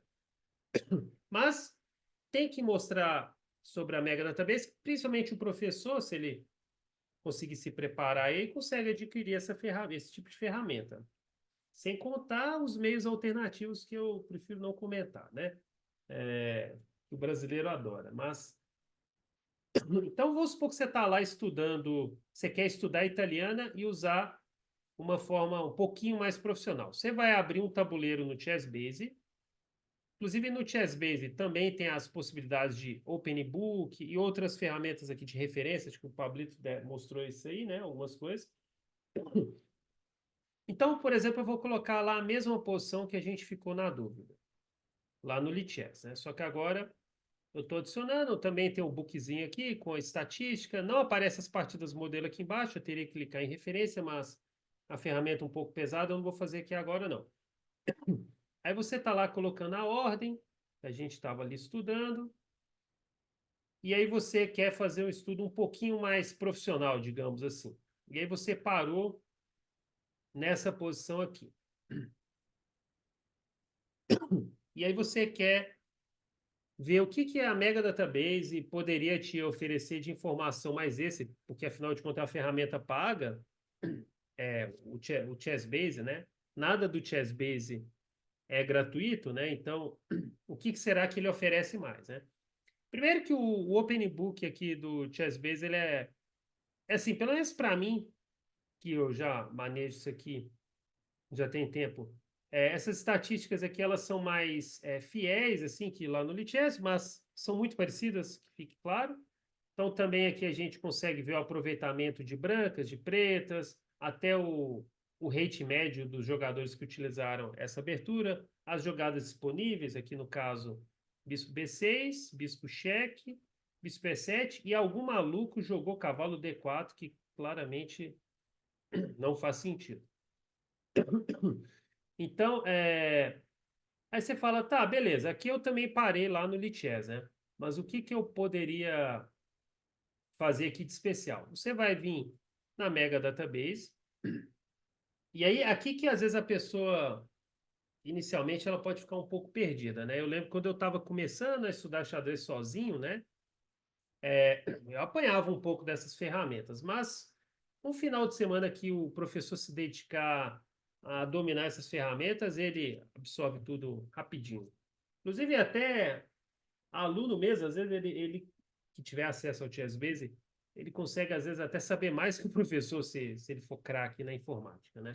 Então, você vai clicar aqui em Games, aí a Mega Database, como o próprio nome diz, é uma database de todas as partes da história do xadrez. Aí você vai clicar nessa lupa aqui, ó, Filter List. Aí você clica. Aí tem um monte de informação, um monte de parâmetro. Claro, a pessoa que tem mais experiência, ela pode mexer nesses parâmetros. O que eu vou fazer aqui, que é o manuseio mais simples, eu clico aqui nessa opção, posição, e coloco copiar tabuleiro. Aqui, ó, copy board. Pronto. Aí eu vou checar se é o estudo, se é a posição que eu estou estudando lá no Lichess, e também aqui nesse tabuleirinho que eu abri, é a posição, e aí eu dou aqui. Aí agora eu vou ter que esperar um pouquinho, porque a Mega Database, ela vai buscar em todas as partidas da história, por exemplo, aqui já dá para ver que em 1898 já tinha partida nessa posição, né? Para eu ver todas as partidas que já foram jogadas na Mega Database na história, né? Daquela posição ali que eu estou estudando, entendeu? E aí, só esperar essas barrinhas aqui carregarem, vai depender, obviamente, da velocidade do computador. Ah, isso é uma ferramenta que não precisa de internet, viu? Eu tenho a Mega Database já instalada no computador, então eu poderia estar offline e fazer essa busca, entendeu? Só não teria acesso ao Lichess, né? Então, assim, eu estou mostrando como que dá para misturar as duas ferramentas, tanto a gratuita como a paga, né? Mas que fique claro que a gratuita, ela já vai atender, assim, absurdamente, viu? Então, deixa eu só carregar aqui. Pronto, aí aqui, se eu apertar aqui Ctrl A, vai selecionar todas, eu consigo ver. Apareceu 395 partidas na história que já foram jogadas naquela posição. Então, eu consigo ver desde partidas que foram jogadas em 1898 até partidas que foram jogadas, se eu ir aqui embaixo, nesse ano mesmo, em março desse ano. E aí você vai ver tudo quanto é rate, né? Possível. Mas aí eu subo aqui a barrinha, ó. Isso aqui tudo com um pouquinho de prática a pessoa consegue manusear facilmente, né? Aqui também é interessante mostrar que tem algumas sinalizações que vocês conseguem ver. Algumas partidas elas têm uma espécie de medalha, vocês estão vendo aqui. E algumas sinalizações aqui que indicam que essa partida foi analisada, né? Então, por exemplo, essa partida aqui foi jogada entre o Jobava e o Gata Kamsky em 2012. Ela tem uma sinalização roxa, né? Ela tem análise. Essas partidas analisadas, claro, aqui eu estou mostrando a ferramenta paga, ela, digamos assim, ela tem um pouquinho mais de luxo lá que as partidas do Lichess. Mas muitas partidas do Lichess têm análise também, feito pelo público geral ali, entendeu? Eu até acho que talvez algumas análises ali o pessoal até copia e cola do ChessBase, viu? Da Mega Database. Mas aí é o pessoal fazendo essas análises manualmente, né? Então aqui, por exemplo, se eu abro essa partida aqui do Jobava contra o Gata Kamsky em 2012, eu vou ter a partida analisada aqui, entendeu? A maioria das vezes em inglês, né? Então tem que. Geralmente as línguas que são mais analisadas aqui na Mega Database é inglês, espanhol e alemão. Alemão porque o ChessBase ele é da empresa alemã, né? Então faz sentido que tenha muita análise em alemão, né? Mas a língua predominante é o inglês. Tirei que em segundo lugar poderia ser o espanhol, né? Então aí você pode estudar a partida toda aqui. É, essa ferramenta é um pouco mais completa que o Lichess, que sempre tem citações de outras partidas, são espécie de hiperlinks, né? Então você pode copiar aqui, você pode estudar aqui tranquilo. E aí o mais legal é que você pode misturar essa ferramenta com o Lichess. Se, claro que se a pessoa tiver acesso à Mega Database. Então, digamos que eu estudei essa partida aqui, gostei dessa partida, foi uma vitória das pretas, né? E aí eu quero copiar lá no meu estudo Lichess. Bem simples. Eu clico aqui na anotação, dou Ctrl C, vou lá no Lichess, coloco abrir, adicionar um novo capítulo e dou Ctrl V aqui no PGN. Pronto, aí agora a partida lá da Mega Database, que é uma ferramenta paga, está na minha ferramenta gratuita. E nesse caso aqui está até publicamente, né? E as análises foram carregadas, entendeu? Inclusive as citações, tá tudo aqui, ó. Então, é, se a pessoa tiver o Chessbase, tiver a Mega Database e tal, né? Ela consegue até tornar o estudo mais profissional, viu? Mas que fique, de novo, eu gosto de frisar isso, que só a ferramenta gratuita já é mais que suficiente, viu, para dominar esses estudos de aberturas, né? Aqui, por exemplo, vamos checar se na Mega Database quantas partidas tem do Aronian, né? Aí eu organizo aqui por rating, na coluna do rate. Ó, provavelmente aquelas mesmas que a gente achou do Aronian estão aqui, entendeu? Inclusive eu posso copiar aqui uma por uma, né? E jogar lá no estudo, entendeu? Posso, claro. Você não vai pegar e só copiar, você tem que pegar, abrir a partida, estudar, ver se realmente ela tem algum interesse, né? Às vezes pode ser que a partida seja simplesmente ruim, né? Por exemplo, aqui tem partida do Ironia com Nakamura, partida de 1 minuto. Não me interessa a partir de 1 minuto, entendeu? Mas agora, uma partida de um torneio rápido, de um torneio pensado, essa me interessa. Aí dá para adicionar essas partidas, né? E sempre preste atenção a essas partidas que tem essas medalhas aqui, porque elas são partidas que tiveram algum tipo de destaque. Seja porque teve, às vezes, alguma combinação tática, bonita, alguma ideia estratégica bem elaborada, entendeu? E isso até mesmo para as partidas mais antigas, né? Aqui, ó, isso aqui são medalhas, ó, que às vezes até uma partida. Ó, por exemplo, aqui, ó, até apareceu aleatoriamente aqui. Uma partida do Brasileiro FIA contra o Wojciech no FIA Gran Suisse 2023. Foi jogado ano passado, ó. Eu até lembro de ter analisado essa partida, ó. Uma partida do brasileiro. Eu posso, só por ser de um brasileiro, ó, eu abro essa partida, estudo a partida, obviamente. Aí eu gostei da partida, eu vou lá. Ctrl C, abro o Lichess, que eu acho também que é sempre bom colocar referências brasileiras quando elas aparecem, né? Para o aluno se identificar mais, né? Não ficar só os russos e chineses da vida aí, né? Então eu poderia colocar essa partida aqui do FIA do lado aqui da partida Euronian e com isso vai complementando um pouco mais o estudo, entendeu? E, e o bom dessas ferramentas assim é que você pode deixar disponível para os alunos fazer o download depois, né? Ele pode, se o link tiver disponível, né? No caso aqui eu deixei público, né? O aluno vai lá embaixo ali da partida, ó, ele vem cá nessa opção aqui, compartilhar e exportar, e ele pode copiar o PGN aqui, ó, entendeu? Ele pode fazer isso em qualquer uma das partidas aqui. Aliás, dá até para salvar o estudo todo, completo, entendeu? Ó, você pode fazer PGN do estudo ou PGN só do capítulo, entendeu? Aí já salva o estudo todo. Aí você pega, salva um PGN desse, manda lá para os alunos, pronto, eles conseguem estudar na casa deles, basta ter o leitor de PGN, entendeu? Então é bem tranquilo. Inclusive, tem opções que você pode deixar o estudo interativo, se você mexe aqui nas configurações, os alunos podem adicionar partida, né? Essa opção eu deixaria a parte de. Você pode permitir clonagem do estudo, né?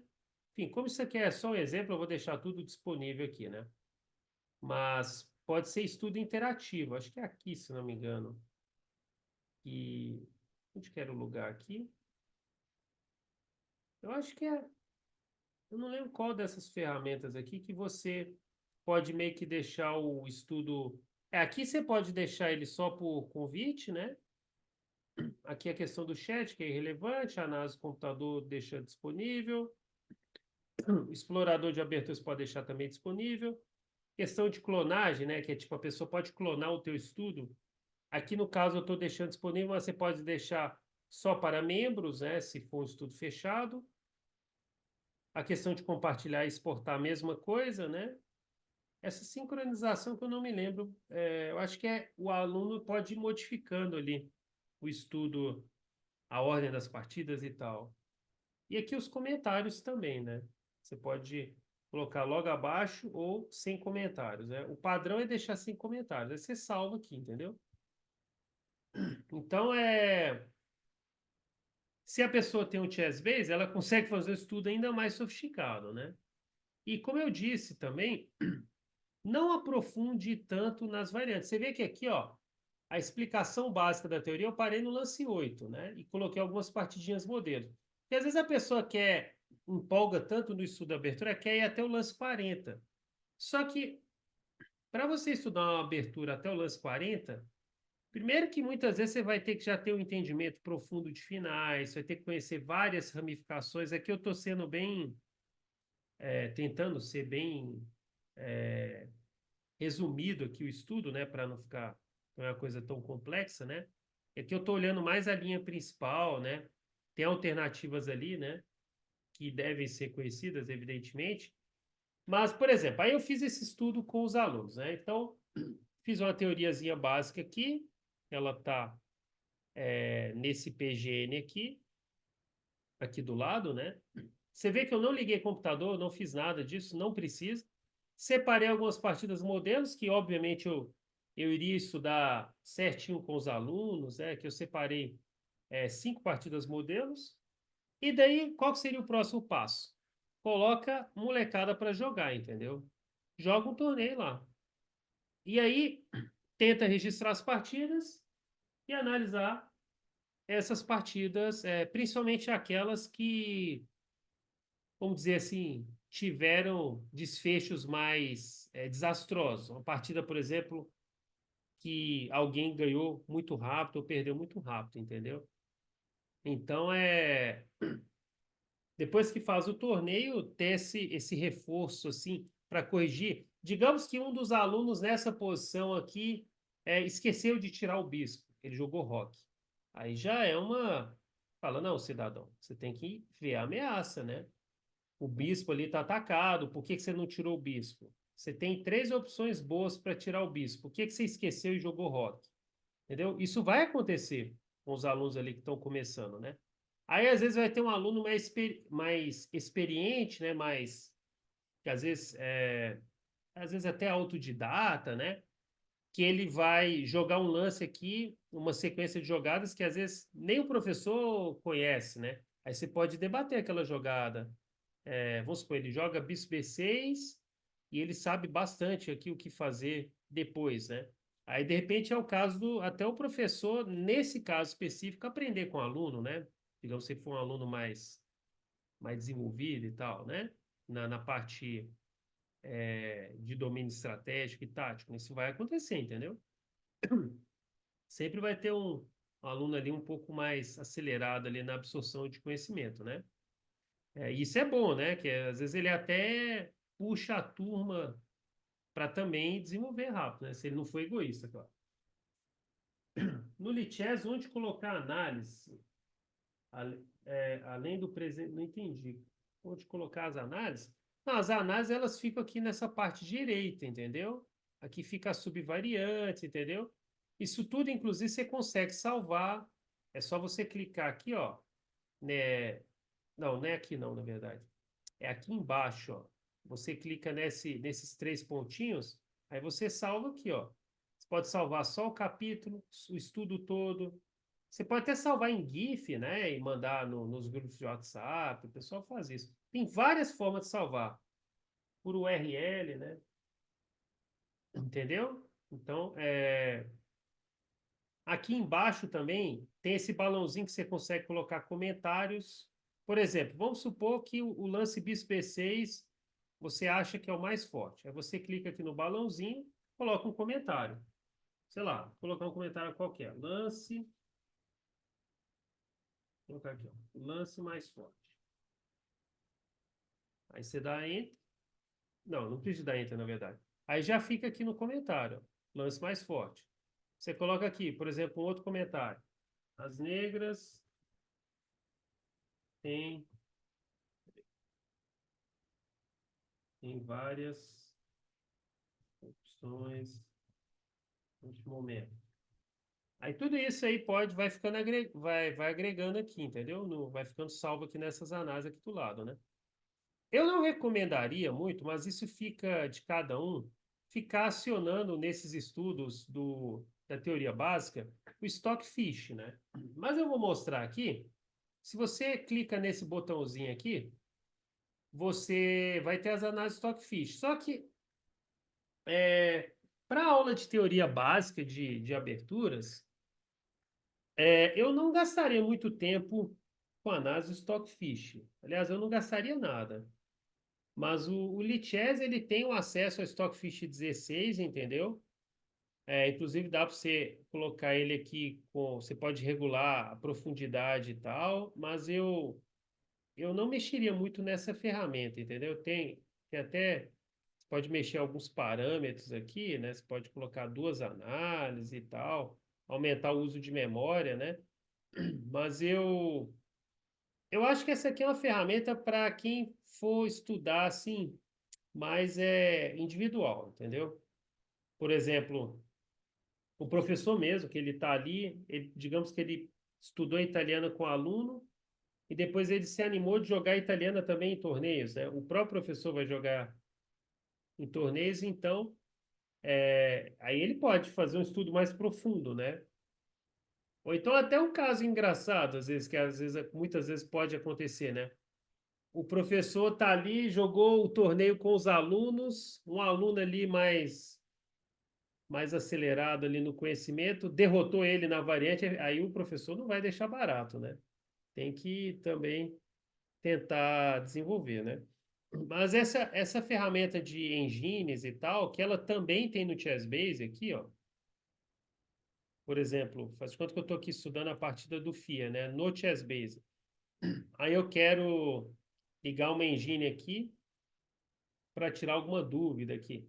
Eu venho cá, tem esse botão, tem esses olhinhos aqui, né? Clico aqui, vai abrir o Stockfish, ele vai dar a análise da posição, né? Ele vai falar, tá zerado e tal, tal, tal, né? Inclusive, quando você vai passando aqui as análises, ele vai até meio que simulando ali as jogadas, né? Mas isso, como eu disse, são ferramentas mais avançadas, aí fica de cada um usar ou não, né? Eu até acho que essas ferramentas, o professor ele pode apresentar para os alunos e deixar o interesse natural de cada aluno. Vai ter aluno que gosta, às vezes, mais dessa questão da inteligência artificial, né, que está muito em pauta hoje em dia, né? E ele mesmo, com a curiosidade dele, ele vai se desenvolver nessa área, né? Eu mesmo, quando eu estava no xadrez escolar, eu gostava de ficar jogando contra as engines, entendeu? Eu gostava ali quando eu tinha acesso a computadores, na minha casa, né? Demorou um pouco para eu ter acesso a computadores, viu? Foi só depois dos 18 anos. É, não, 17. Aí eu ficava, às vezes eu ficava lá uma boa parte da madrugada quebrando cabeça aí com essas análises, né? Mas isso aí eu acho que vai muito de aluno para aluno, entendeu? Tem aluno que às vezes só a teoria básica ali, ele já frita a cabeça dele, né? Aí ele às vezes não precisa das análises aprofundadas aqui de engine, mas existe essa ferramenta. Você clica aqui e tal. Recomendo usar essa ferramenta da engine com muita moderação, porque é altamente viciante, viu? O estudo de abertura em si já é bem viciante. Às vezes, eu até tenho, às vezes, temor de ensinar isso, essa questão de estudar aberturas, porque às vezes a pessoa ela vai às vezes até esquecer e pensar que, esquecer da essência do xadrez e pensar que é só a abertura que ganha jogo, e não é. Eu estou mostrando aqui, mas sempre com essa ressalva, de que a abertura, ela é só a pontinha do iceberg do xadrez. O que ganha jogo mesmo é desenvolvimento tático, desenvolvimento estratégico, entendeu? Do jogador em si, né? É, desenvolvimento da técnica de finais, é isso que faz o enxadrez evoluir de verdade. A abertura é só a pontinha do iceberg, como eu disse no início da aula. A abertura nada mais é do que um conjunto de ideias táticas, ideias estratégicas nas jogadas iniciais, visando os finais. Então, se você domina tática, estratégia e finais, na maioria das vezes você já vai acertar os lances de aberturas. Você já vai fazer os lances que tem que ser feito, entendeu? Mas, como existem essas ferramentas de estudo de abertura e está muito popular, sim, essas ferramentas hoje em dia estão muito interativas, muito bem desenvolvidas, pelo menos eu acho que eu me sinto na obrigação de apresentar, entendeu? E como que pode trabalhar isso em aula, entendeu?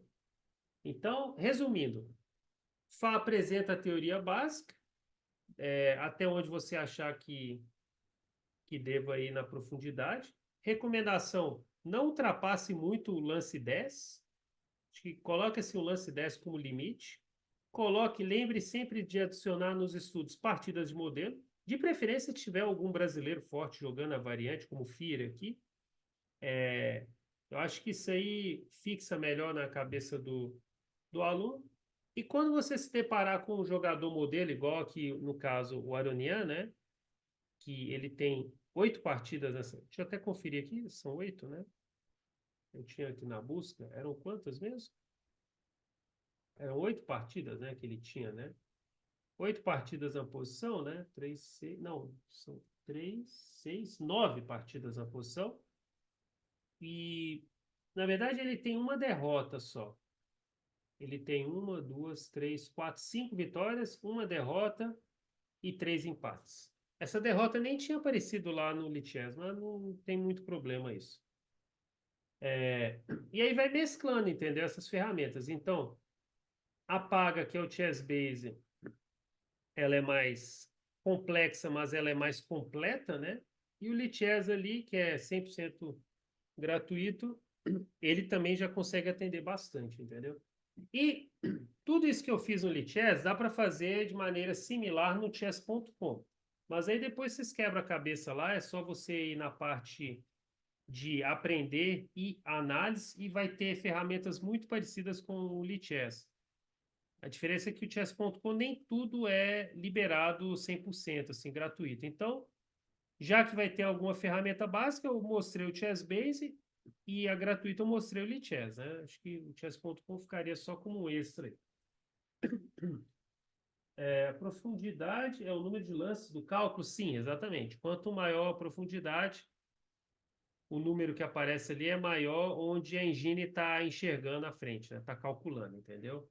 Se você colocar uma profundidade muito alta, a análise ela não vai ficar tão confiável.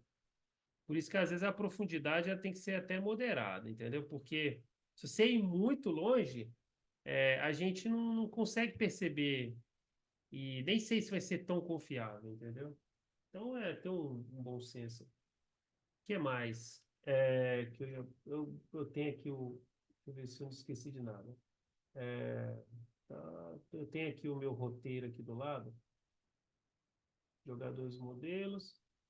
Ah, tá, eu já ia esquecendo. Então, digamos que você fez esse estudo aqui, beleza? Aí você foi lá, fez a teoria básica, adicionou as partes dos modelos, fez um torneizinho entre os alunos, né? Mas e se o aluno ou até o professor quiser também ampliar esse conhecimento e digamos que ele está sem pessoas, né, sem seres humanos para poder testar o seu conhecimento, né? Como que ele pode fazer isso aqui no Lichess sozinho? Então, agora eu vou até abrir uma nova aba aqui no Lichess para mostrar como que pode fazer esse treino usando o computador mas agora seria humanos jogando contra computadores. Inclusive, dá até para fazer uma aula interativa, quando você estiver dando uma aula de abertura, você pode colocar os seus alunos para jogar em grupo, né? Para enfrentar a engine no Lichess. Então, primeira coisa, você vai escolher uma posição ali. Onde que você vai? Você vai cá, vem aqui em ferramentas, você coloca a primeira coisa, não, como que era? Era ferramentas, editor de tabuleiro. Aí você pode colocar aqui a posição que você quer. Você pode colocar, você pode definir aqui de acordo com a abertura, aqui, ó, você pode definir a posição. Então vamos escolher a italiana aqui. Vamos colocar a Gilco Piano mesmo, com a Italian Game aqui. Se você quiser aprofundar um pouco mais, só um segundo, você vai colocar. Tem um lugar aqui que você pode até colar o FEM, né? Só um segundo. É porque se eu modificar aqui, ele vai. Não é só fazer as jogadas, entendeu? Você pode colocar. Acho que se eu colocar análise aqui, se não me engano, eu posso colocar algumas jogadas. Deixa eu só lembrar se é aqui mesmo. Não, não era aqui, não. Não era aqui, não. Pera aí. Acho que eu cliquei errado aqui. É, Tem um local aqui que você copia e cola o tabuleiro ali que você já quer, entendeu? Não, eu sei que é o continuado aqui, mas eu quero copiar o PGN. E agora. É porque se eu sair modificando as peças aqui, pode ser também, é uma opção. Vai chegar um momento que, quando tem as capturas, entendeu? Ele pode bugar. Por isso que às vezes é bom só treinar. Aqui, o cavalo é 4, aí captura. Pode ser assim também. Pronto, aí eu quero treinar essa posição aqui. Espera aí que eu errei aqui. Só um segundo. Deixa eu voltar aqui. Eu errei a ordem ali. C3, cavalo F6, D4, toma, E5, D5, bispo E2. Eu esqueci de tirar o bispo. Cavalo E4, toma. E eu quero treinar essa posição aqui. Aí eu coloco continuar daqui. E eu escolho jogar contra o computador. Obviamente, também a gente fazia lá no Acre, em 2017 e 2018, a gente ia para a sala de informática, a turma lá, de 15 a 20 alunos, né? Até quanto a sala de informática comportava, né? Aí todo mundo entrava com todos os alunos entravam com seu respectivo nick no Lichess, e aí a gente fazia, tipo assim, um aluno desafiava o outro nesse modo, entendeu? E não era só treino de abertura, a gente fazia também na opção de treinar finais específicos, né? Aí você poderia colocar jogar com um amigo, né? Aí eles é, interagiam lá entre si. E tinha alguns que às vezes a aula acabava e seguia lá jogando um contra o outro, entendeu? Mas nesse caso aqui, eu vou mostrar a opção de jogar contra o computador. Aí você quer jogar essa posição aqui da tela contra o computador. Tem 8 níveis. O nível 8 aqui é muito forte. Ele é praticamente invencível para um humano. Então você vai selecionando ali um nível de acordo com o que você acha que dá para bater. Por exemplo, aqui, vamos supor que eu colocasse a minha turma, e até eu poderia ajudar a minha turma também, né? Eu colocaria, sei lá, nível 3, mas depende do nível da turma, evidentemente. É até bom o professor testar antes o nível de cada engine aqui do Lichess, né, para não colocar uma engine muito forte para a sua turma. Então, por exemplo, aqui eu colocaria nível 3, aí eu Stockfish 14 e eu seleciono qual cor que eu vou jogar aqui. Pode ser aleatório, brancas ou pretas. Então, como o estudo ali foi de brancas, eu vou selecionar de brancas. Coloca um tempo aqui, eu gosto de colocar tempo real, se seleciona quantos minutos e quanto de acréscimo vai ser para você para o computador. Então, sei lá, isso aqui é só um exemplo, eu vou colocar aqui uma partida rápida aqui, vai. Colocar assim. Não, acho que isso aqui tá. Vamos colocar incremento aqui. 3-1 e eu coloco jogar de brancas. Isso aqui é só uma demonstração, aí eu coloco isso aqui simulando que se fosse eu e minha turma jogando contra o computador, para a gente, sei lá, até mesmo ficar divertido ali. Aí os alunos vão palpitando, né? Se for um estudo assim, colocaria mais tempo, né, para poder quebrar a cabeça, né? Mas aqui é só um exemplo. Aqui, ó. Aí eu venho cá, vou jogar contra. Ah, eu coloquei no caso, a Engine vai ter que fazer o lance dela aqui, né? Espera aí que eu fiz bobagem aqui. É porque eu tinha que fazer mais um lance da Engine, né? Para ela, para ela, para eu jogar de brancas, né? Então, pera aí, ferramentas, editor de tabuleiro. Deixa eu colocar aqui de novo. Eu esqueci desse detalhe. É porque se eu vou jogar de brancas, já tinha que ter feito o lance da Engine, entendeu? Mas enfim, vocês estão pegando mais ou menos a ideia. Aí, por exemplo, a Engine jogou Bispo B6. Agora eu vou jogar de brancas. Computador. Coloco aqui tempo real 3:1. Já está salvo aqui. Agora eu coloco de brancas. E eu vou jogar aqui rock. Aí pronto. Aí o Stockfish ali no nível 3. Provavelmente as jogadas do Stockfish vão ser todas automáticas. Ele não pensa muito, né? E aí eu vou jogando aqui de acordo com os meus conceitos aqui, entendeu? Sei lá, eu vou jogar aqui de qualquer jeito aqui. Não vem muito ao caso. O computador poderia ter tomado, já cometeu uma imprecisão aqui. E aí você joga essa partida, depois você vai poder analisar para ver o que que você fez de certo, o que que você fez de errado, entendeu? E por aí vai. Claro que é, a partida vai sair com muito mais qualidade se você tiver estudado certinho as partidas modelos, né? O computador aqui, por exemplo, já entregou um peão, eu vou aceitar. Esse computador nível 3 aqui tá meio parceiro aqui. Tá bem parceiro aqui. Acho que o nível. Opa! Será que ele viu alguma coisa que eu não vi? O nível 3 aqui tá bem amigo aqui. Então é bom que você vai checando. É, tá bem iniciante aqui o nível 3, entendeu? Bem tranquilo.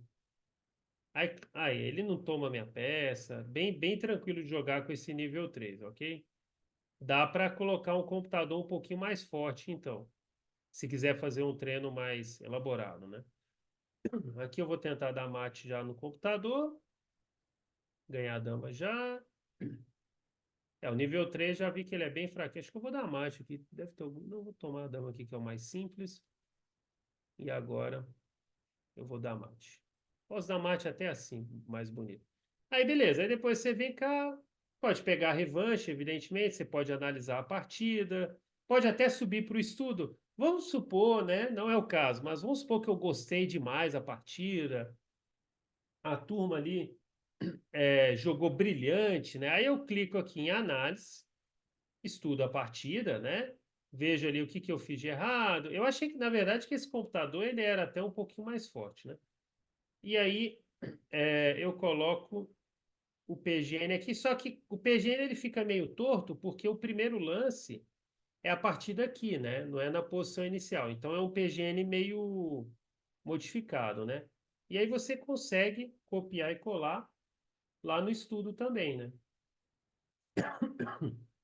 Aí, deixa eu ver até se fica aqui, ó. Aí tem a partida, tá salvo aqui, ó. Entendeu? Porque isso aqui é interessante, porque você vai começar, você pode ter referência, né? Você pode ter referência tanto dos especialistas ali, do FIA, do Auronian, tem a referência aqui da teoria básica e também do desenvolvimento da turma, né? Por exemplo, nessa partida, digamos, treino que eu fiz, entendeu? E claro que já sabe até uma noção aqui do nível do computador, né? Esse computador nível 3 aí tá muito macio, entendeu? Dá para colocar então tranquilamente um nível 5 ou até mais, né? E se a pessoa, no caso aqui agora, um, um, um treino mais profissional individual, né? Aí agora para um jogador de torneios, né? No caso, ele quer fazer uma coisa mais sofisticada, aí você vai colocar lá a engine no nível máximo.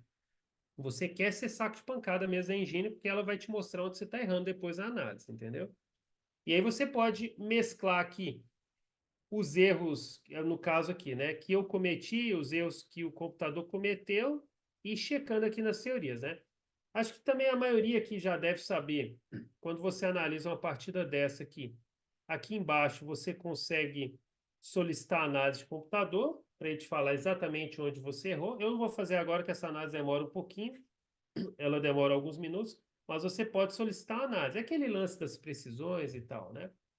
Que aí o próprio Lichess vai falar onde você errou, onde o computador errou e tal, né? Então, eu acho que nessa partida eu nem cometi muitos erros, foi o computador entregando tudo, né? E eu apenas capturando. Mas é isso aí. Tem uma ferramenta paga, eu não vou mostrar ela aqui, que ela é uma ferramenta que ela sobrecarrega mais o computador. Então, aqui no caso, eu estou com o Zoom aberto, compartilhando tela, minha câmera. Então, se eu ligar a ferramenta aqui, tem chance dela travar o computador, né? Estou com o Chessbase aberto, que é a ferramenta do Fritz. No caso aqui, eu tenho o Fritz 19. Acho que o Pablito também deve ter comentado do Fritz. É uma ferramenta paga. Também você consegue fazer treinos de aberturas. É muito fácil achar informações sobre o Fritz no YouTube também. Mas pelo menos estou dando a informação aqui que existe. Depois, qualquer coisa, vocês perguntam mais para o Pablito, né? Ele é até representante do Chessbase no Brasil, então ele pode dar ainda mais informações do Fritz, né? Eu já usei muito o Fritz para treinamento meu, para aberturas e finais. Basicamente, eu ficava jogando com o Fritz as posições que eu estudei e sendo saco de pancada para o Fritz, entendeu? Mas, como eu disse, é uma ferramenta paga. O meu professor, na época, ele deixava disponível para mim. Aí eu usava lá no clube, no tempo que eu tivesse no clube. E aí ele ia passando os assuntos que eu tinha que estudar e eu exercitava com o Fritz, entendeu? Não tinha Lichess na época, não tinha chess.com na época. Então, o único jeito de eu jogar contra o computador era o Fritz. Hoje em dia, não. Hoje em dia a gente tem o Lichess, tem o chess.com, que dá para fazer isso aí também. Então, tem muito mais ferramentas aí disponíveis, né? Mas o Fritz, no caso, a última versão que eu tenho aqui é o Fritz 19, mas é um programa pago. Então, também dá para você estudar finais, aberturas, táticas de meio jogo. Você pode pegar posições de partidas modelos aí e você jogar 1000 vezes contra o computador, entendeu? Para quem é mais maluco, dá até para colocar o computador jogando contra o computador. Eu tenho um amigo meu que fica, deixa a madrugada inteira o computador jogando contra o computador e lá e depois ele vai estudar as partidas. Não precisa ser tão sofisticado assim, entendeu? Eu até vou fazer contar uma historinha rápida. Teve uma época que a gente fez umas viagens juntos, o Fia, o Crico, o Evandro também. A gente viajou para alguns torneios juntos, em vários locais, a maioria deles na América do Sul. E eu lembro que isso eu estou falando há muito tempo atrás, 2010, eu acho. O Crico e o Fia, principalmente o Crico, ele conta que certa vez, ele fritou o computador dele de tanto que ele ficava usando esses treinos. Ele colocava computadores contra computadores para jogar as aberturas dele e depois ele estudava as partidas. E ele deixava os computadores jogando de madrugada, sozinho. E é claro que ele aprendeu muito com essas partidas que ele acumulou nos estudos dele, mas ele queimou alguns processadores aí no processo, porque gasta muito, assim, exige muito do computador, entendeu? E ele deixava lá, ele ia dormir e fazia um torneio de aberturas lá que ele estava estudando com os computadores e deixava lá o pau quebrar lá, né? O problema é que isso aí é uma forma de encurtar a vida do computador. Então, não recomendo para quem quer deixar o processador e a placa de vídeo aí funcionando bonitinho, entendeu? Eu já fiz isso também, né? Mas hoje em dia eu não faço, não. Mas, igual eu falei, essa do Lichess, ela não vai sobrecarregar a máquina de ninguém, viu? Só vai precisar de internet. Já o Fritz 19 aí, por exemplo, ou qualquer outra versão do Fritz, aí vai depender, a potência dele vai depender da máquina, entendeu? Mas aí qualquer coisa depois tira dúvida aí com o Pablito. Mas basicamente o treino vai ser igual você vai fazer com humanos, né? igual eu sugeri. Por exemplo, essa posição que está na tela. Vai lá, faz um torneio entre os alunos e depois analisa os erros, compara com as partidas modelos aqui separadas aqui do lado. E quando você for treinar com o computador, é basicamente a mesma coisa, seja do Lichess ou do Fritz 19. A diferença é que você vai estar jogando contra a máquina, né? Que ela talvez não vai fazer jogadas que o humano escolheria. O computador geralmente ele aceita mais riscos, né? Ele não vai ter o sentimento ali de, será que eu vou levar mate? Não. Ele vai fazer o cálculo. Se ele notar que no cálculo dele ele não está levando mate, ele vai entrar na linha extremamente arriscada. O fator humano é que a gente tem um medo, né? Então ele vai interferir nas nossas decisões. A máquina não tem medo de nada. Então por isso que às vezes a máquina vai entrar em linhas que ser humano nenhum entraria. Então, por isso que é bom ter essa mistura, entendeu? Hoje em dia tem que saber usar essa tecnologia, né? Mas não ficar só nessa neurose, assim, de tipo, tudo hoje em dia é inteligência artificial. Nunca pode esquecer do fator humano, ele influencia muito somar as decisões. O Gukesh, aquele jogador indiano prodígio de 17 anos, que ganhou o torneio de candidatos, vai disputar o título mundial com o Jing Liren. Dizem, pelo menos, não sei se é verdade, que ele não usa muito, assim, nas decisões dele de aberturas, essa influência das engines, entendeu? Então, pelo menos dizem, não sei se vocês estão querendo vender algum peixe assim, né? Que ele é um jogador que ele se baseia mais nos conceitos humanos, entendeu? Não sei até que ponto isso é verdade, mas se for metade verdade já é interessante, né? Numa época que a gente está tão viciado nessa questão de tudo é computador, inteligência artificial, a pessoa às vezes não consegue fazer um estudo de xadrez sem ter que olhar o que a engine está falando, né? Ela às vezes nem pensa com a própria cabeça, né?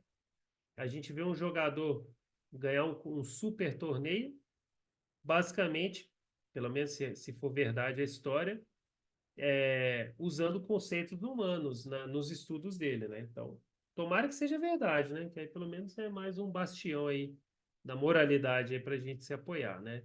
Alguém que ainda está livre dessa neurose aí que tem de tudo é máquina, né? Tudo, a pessoa vai estudar uma partida de xadrez, ela não consegue estudar sem ter o computador ligado, entendeu? Sem ter que clicar aqui no Stockfish aqui, entendeu? Dá para estudar usando essas ferramentas aqui, partidas modelos, as informações estatísticas de abertura, sem precisar de usar o Stockfish, entendeu? Se eu for usar o Stockfish aqui do Lichess, é para jogar contra ele, aí tudo bem. Usar ele como sparring, né? Mas ficar nessa neurose assim de, tudo tá preso só no que o computador acha, eu acho que tira a criatividade humana, entendeu? Então, muita atenção nisso também. Hoje em dia tem muito disso aí. Eu já vi, inclusive lá na época que eu morei no Acre, tinha um professor que só sabia analisar se o se o engine tivesse ligado. Aí não é por aí, eu penso, entendeu? Mas é claro que aí vai de cada um. Tranquilo? Então é isso, ó. Teoria básica, partidas modelos, jogadores modelos, faz um torneizinho com a galera, pode jogar contra as engines, tanto do Lichess quanto do Fritz. E aí tem várias formas aí de exercitar e depois corrigir os erros, né? Então, esse é o jeito, vamos dizer assim, básico de estudar aberturas. Eu sei que talvez seja muita informação, mas o que vocês conseguirem pescar aí já tá bom, entendeu? Esse estudo aqui que eu salvei, ele tá até público aí, depois se vocês quiserem, é só ir lá na parte aprender, estudar e vai estar lá disponível. E é isso aí.